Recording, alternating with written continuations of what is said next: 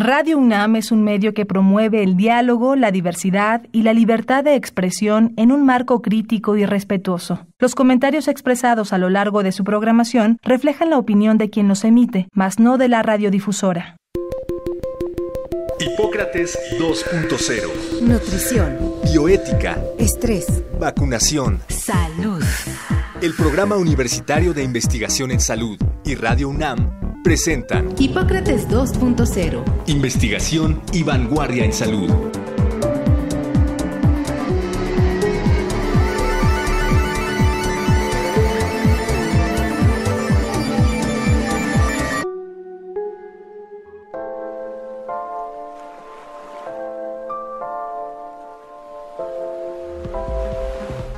Hola, ¿qué tal? Bienvenidos a Hipócrates 2.0. Yo soy Mauricio Rodríguez. Como cada semana les agradezco que nos estén escuchando aquí en Radio UNAM. En el programa de hoy vamos a platicar sobre las manifestaciones y las complicaciones neuropsiquiátricas de COVID, porque pues es un tema que sí va a provocar secuelas y va a provocar daño hacia los siguientes meses y quizás hacia los próximos años, y hay que estar cuando menos prevenidos. Para hablar de este tema invitamos al doctor Víctor Manuel Rodríguez Molina. Nuestros radioescuchas más fieles se acuerdan que él vino a hablar sobre el miedo. Víctor Manuel pues es médico, doctor en neurociencias y es profesor e investigador del Departamento de Fisiología en la Facultad de Medicina de la UNAM. Su trabajo científico y de divulgación se ha concentrado básicamente sobre el funcionamiento del cerebro. Pero bueno, antes de entrar de lleno con esto, te doy la bienvenida, Víctor. Muchísimas gracias por aceptar la invitación. No, al contrario, muchas gracias por invitarme. Hemos estado hablando de COVID, que si es un catarro, que si a veces se complica, que si dolor de garganta y tos, y luego neumonía, y luego una respuesta inflamatoria sistémica y falla orgánica múltiple, pero también afecta el cerebro, también produce condiciones que le pegan al sistema nervioso central en general, ¿no? A los nervios, a la médula, al cerebro. ¿Cómo podríamos plantear esta primera realidad? Bueno, pues de primera instancia lo que no debemos de perder de vista es que es una enfermedad nueva.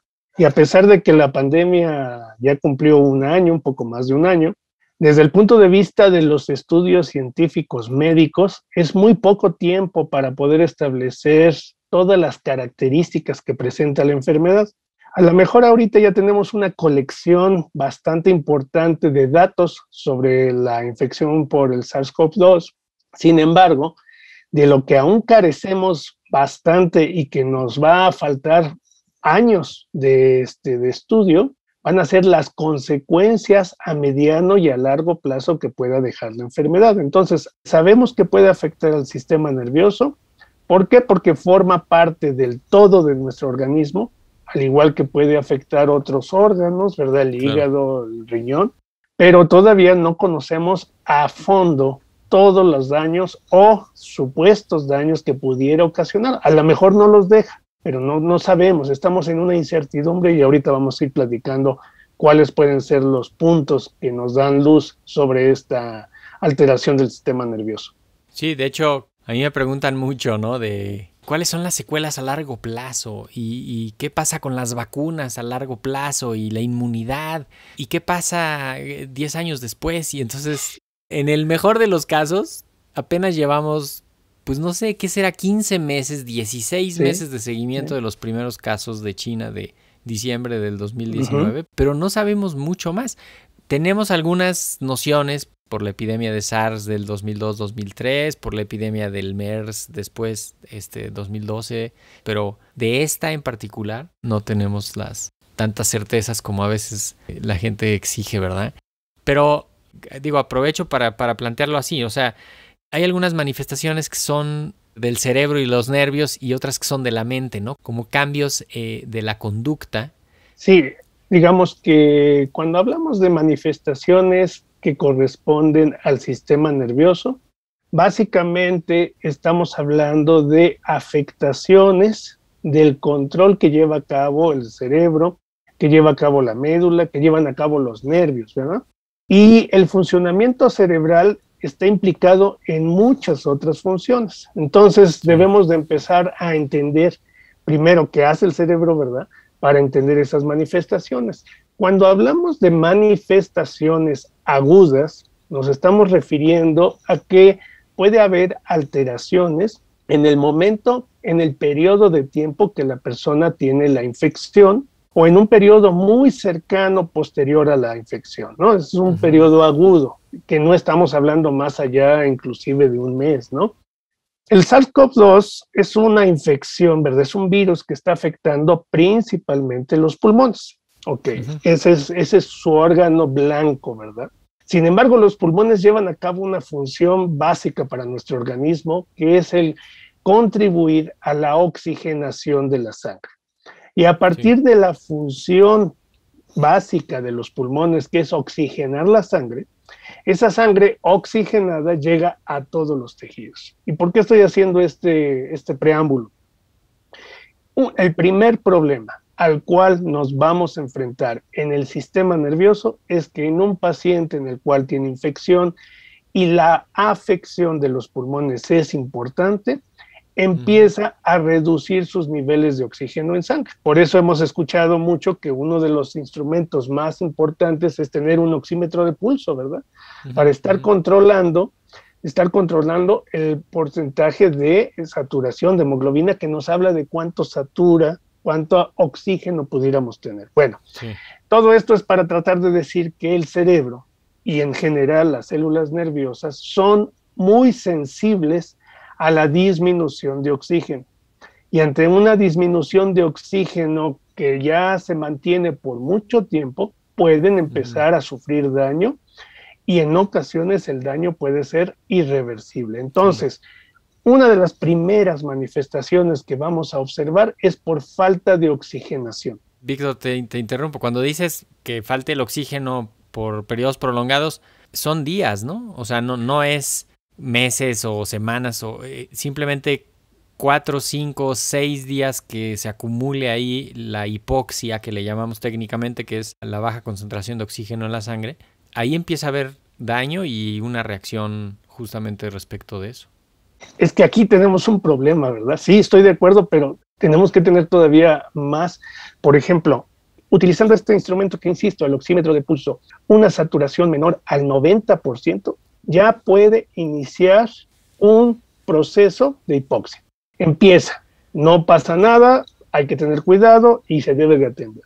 Pero cuando los niveles de esta saturación están muy por debajo, voy a exagerar, 60%, bueno, el daño que pudiéramos tener a nivel cerebral ya no podría esperar días. A lo mejor puede darse un daño en horas, no sé, unas 12 horas, un día tal vez. ¿Por qué? Porque, insisto, el cerebro es extremadamente sensible a esta deficiencia. Hay estudios que nos han mostrado que existe algo que le llaman la hipoxia feliz. Digo, es una denominación popular que se le ha dado, en el que la persona tiene niveles de oxigenación muy bajos y que nosotros podemos estar platicando con la persona como si no tuviera nada. Pero 2 minutos después, el paciente puede morir. Es decir, aparentemente no pasaba nada, estaba normal, de repente pierde el estado de conciencia y de repente muere. ¿Por qué? Insisto, porque la baja de oxigenación de nuestro cerebro empieza a dañar neuronas y estas neuronas, si el daño se prolonga, vamos a decir a un número muy grande, puede ser un daño irreversible. Entonces, ¿qué es lo primero que podríamos empezar a ver? Lo primero que podríamos ver es que el sujeto tiene somnolencia, que se siente desorientado, no sabe dónde está, no sabe quién es, no sabe quién lo rodea. Puede tener una conducta agresiva, pero así de momento estaba normal y de repente empieza a enojarse, empieza a tener conducta agresiva. Puede tener, por ejemplo, convulsiones, podría ser, aunque no sea epiléptico el paciente. Y también podríamos empezar a tener alucinaciones. Estas alucinaciones no son producto de una enfermedad psiquiátrica, son alteraciones en la parte metabólica o en la parte de la alimentación, digamos, de estas neuronas, ¿no? Entonces, en la bioquímica del cerebro, ¿no? Falla la bioquímica del cerebro. Es muy común, una de las cosas que se han reportado con mucha frecuencia, se empezó a detallar un caso, 2 casos, y ahora ya hay varios estudios que están mostrando, son el estado de delirio que se le denomina, que es el conjunto de estas situaciones que estoy mencionando, el estar desorientado, el estar percibiendo cosas que no existen, el estar hablando de algo que es incoherente para las personas que están alrededor. Y se sabe que esto puede empezar o por la falta de oxígeno o por alteraciones de otros órganos que influyen sobre el cerebro. Sí, de hecho, en algunos casos, sobre todo de adultos mayores de edad avanzada, este gran indicador que es la fiebre, por ejemplo, cuando alguien comienza a tener fiebre, ahí se prenden todas las alertas, ¿no? Pero los adultos mayores no siempre hacen fiebre, porque ya su sistema inmune ya no tiene fuerza ni siquiera para hacer fiebre, pero de pronto el abuelito, la abuelita se empiezan a poner medio locos y empiezan hasta con una cosa de delirio por COVID. Todos están buscando otra cosa y esa es la manifestación del COVID para ellos, ¿no? Y entonces pues se vuelve un reto diagnóstico porque hay que identificar esto, hay que hacerle una prueba y hay que checar que esté oxigenando bien, checar metabólicamente que esté todo bien, ¿no? En la química sanguínea, en todos los otros elementos. Pero eso es como lo agudo, ¿no? Lo primero que tenemos que decir es que no todos vamos a reaccionar igual ante la infección. O sea, eso es un punto importantísimo. Sí. ¿Por qué? Porque somos sujetos diferentes todos. Segundo, dependiendo de si somos hombres o mujeres, también podemos tener diferencias. Ese es otro aspecto que también parece ser que afecta más importantemente a los hombres que a las mujeres, ¿no? Ese es un punto importante. Tercero, la edad, como estás mencionando. Personas mayores de 65 años aproximadamente tienen más riesgos de caer en este tipo de complicaciones. Y por último, si la persona tiene enfermedades previas de cualquier tipo, pueden ser físicas o mentales, la probabilidad de desarrollar este tipo de complicaciones puede ser mayor. Entonces, es un conjunto, ¿verdad? No es tan fácil decir a todos les va a pasar esto, a todos les va a pasar lo otro. Puede cambiar de persona a persona, pero digamos que la regla que podríamos nosotros ahorita mencionar es, por ejemplo, hay muchos estudios que ya se tiene una colección bastante amplia, casi de más de 1,000 pacientes, en el que pacientes que tenían enfermedades psiquiátricas previas, posteriores al COVID, se les agudiza o se les vuelve un poco más complicada la enfermedad. No quiere decir que la enfermedad del COVID les provocó la alteración psiquiátrica, no, ya tenían una base, o sea, ellos ya tenían una alteración y se complica más posterior. Perdón, ahí podría ser trastorno de ansiedad, depresión, no sé si esquizofrenia. No, pues de cualquiera. Por ejemplo, pacientes con esquizofrenia, que es una enfermedad psiquiátrica que se controla, que tiene sus manifestaciones y que si está bajo control no pasa nada, ¿no? Hay medicamentos. Hay enfermos que tuvieron esquizofrenia y posterior al COVID son de más difícil manejo, a pesar de que tuvieran muchos años ya bien controlando manejados. Exactamente, la enfermedad se descontrola. Por ejemplo, personas con muchos antecedentes de depresión, posterior al COVID, la depresión empieza a tener un incremento de ideas suicidas, por ejemplo, o puede agudizarse más, o sea, el grado de la depresión se agudiza más. Personas con ansiedad, indudablemente, o sea, la ansiedad puede provocar que todo el estado inflamatorio, todo lo que puede provocar incluso que se agudice, que también nos va a llevar a una depresión. Sí. Esto no es tan común, o sea, sí es común y tenemos que tomarlo en cuenta, pero lo que yo podría decir que es extremadamente común son pacientes que tienen una enfermedad como la hipertensión o obesidad o hipertrigliceridemias. ¿Y por qué lo estoy mencionando? Porque si ya alguien tenía este tipo de alteraciones, más la infección de la COVID, más el estado inflamatorio, más la probabilidad de desarrollar trombos, bueno, pues entonces tenemos una combinación enorme que puede provocar daños, por ejemplo, infartos cerebrales, se han reportado inflamación del cerebro, ¿verdad? Encefalitis, que se denomina, Se han reportado, por ejemplo, alteraciones incluso meningias, ¿verdad? Meningitis, esto, pero en realidad no es solo el virus lo que está causando esto, es todo este combo, ¿verdad? Esta combinación de factores que puede hacer que la persona esté mal. Y ahora, a lo mejor, nada más para terminar con esta parte, uno de los puntos más importantes que hay que señalar es, si una persona le da la infección y la mayor parte del periodo de la infección, de las 3 semanas,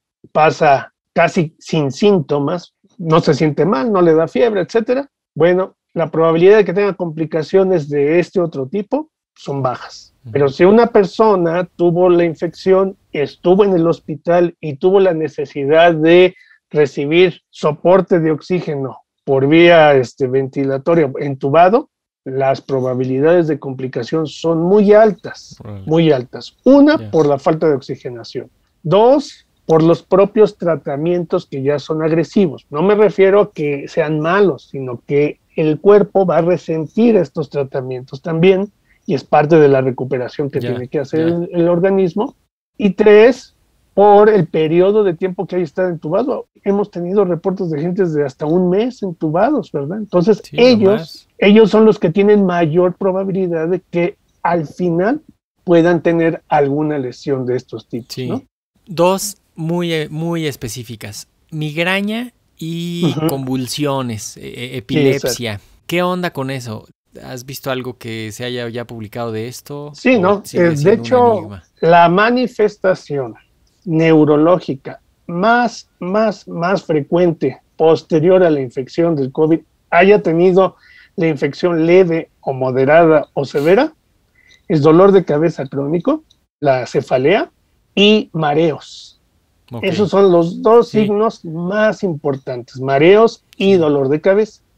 Después de estos 2, vienen otros signos que son también muy importantes, que es la pérdida del olfato y la pérdida del gusto. Veía yo un artículo, ¿no?, del periódico que decían, es como comer corcho, es decir, la gente está masticando algo que no saben ni qué es, ¿no? Solamente siente la textura, ¿no? Entonces, esa es la siguiente. Y la siguiente manifestación, que ya viene un poco menos frecuente, pero que se está dando, son 2 problemas muy importantes, que es falta de concentración en el trabajo, para hacer sus actividades. Se les van las ideas a las personas, están haciendo algo y de repente no se pueden concentrar, o alteraciones de la memoria.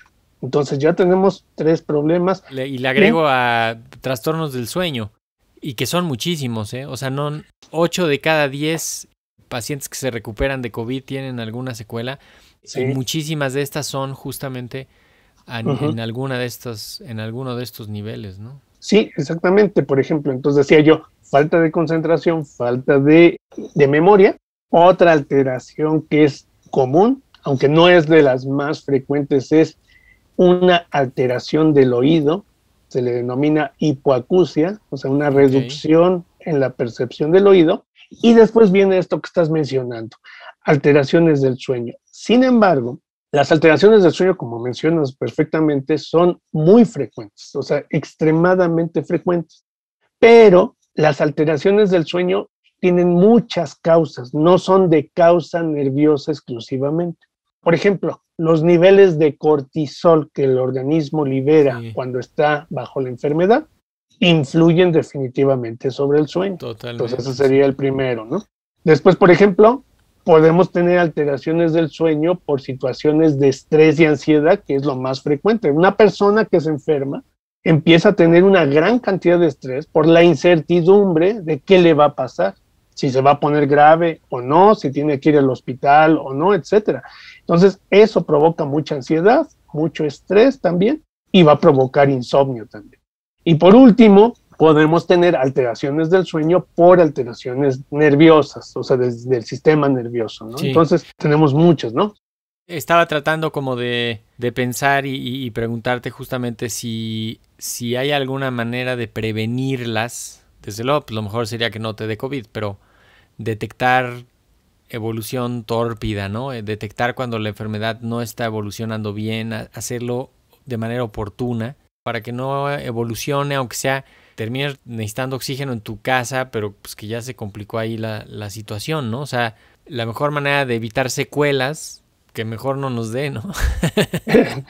Definitivamente, el punto más importante es, mucha gente dice que prefiere que ya le dé la infección, ya no quiere estar con la incertidumbre y que ya que le dé la infección. Bueno, obviamente eso no es lo recomendable.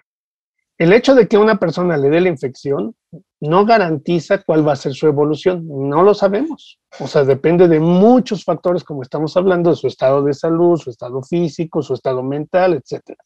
Dos, pues tampoco sabemos si alguien va a desarrollar complicaciones o no. O sea, podríamos decirlo sin tapujos, es un volado lo que nos va a ocurrir si nos llegamos a infectar. Podemos tener mucha suerte o podemos tener muy mala suerte.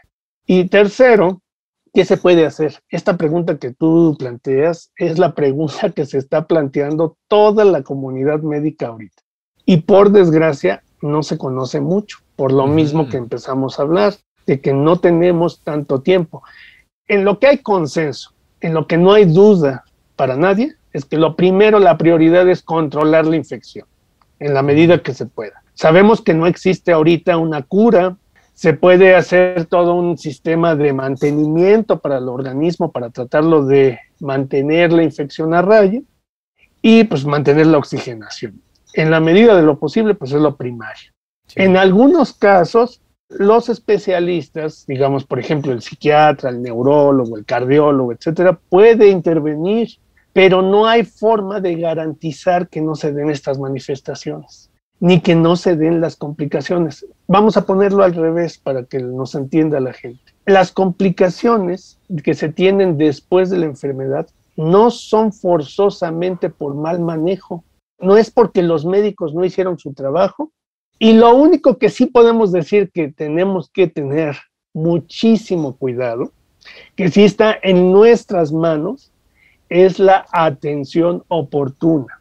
Se sabe perfectamente que atención tardía complica la enfermedad. Es decir, empezamos con la infección, no nos empezamos a monitorizar con la oxigenación, no vamos en el momento oportuno al hospital, entonces cuando vamos al hospital ya estamos en un estado avanzado.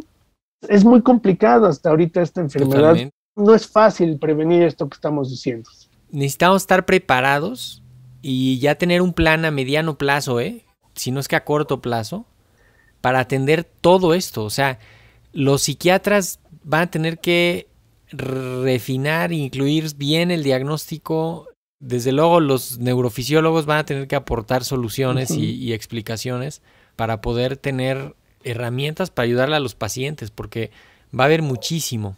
Todavía hay muchísimas incógnitas. Nos vamos preparando para resolverlas, pero no sé, se nos viene el tiempo encima. Víctor Manuel, ¿con qué quieres dejar simbrando al auditorio?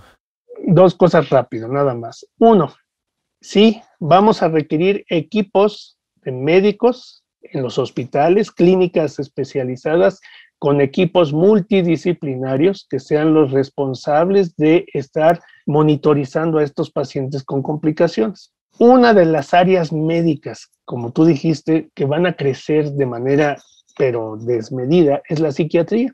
Una de las razones por las cuales hemos tenido esta pandemia con mucho peso sobre las economías, sobre la sociedad, es por la afectación emocional que deja tanto para los enfermos infectados como para los que están alrededor de los enfermos. De hecho, hoy día las consultas psiquiátricas están creciendo muchísimo. Y dos, oye, sí, en serio. Le agrego, y los que no se han enfermado, no han tenido enfermos cerca, pero ya están medio sí, claro, porque por el encierro, es la cantidad, ¿no?, de estrés, es el encierro, el estrés, el trabajo, etcétera. Y otra cosa que no hemos hablado para nada, que es una manifestación que se ha visto con mucha intensidad, por ejemplo, en estudios en China, que se denomina el estrés postraumático. El estrés postraumático es una entidad que nosotros la conocemos popularmente, que es lo que le ocurre a los soldados de la guerra. Hasta tenemos muchas películas, ¿verdad?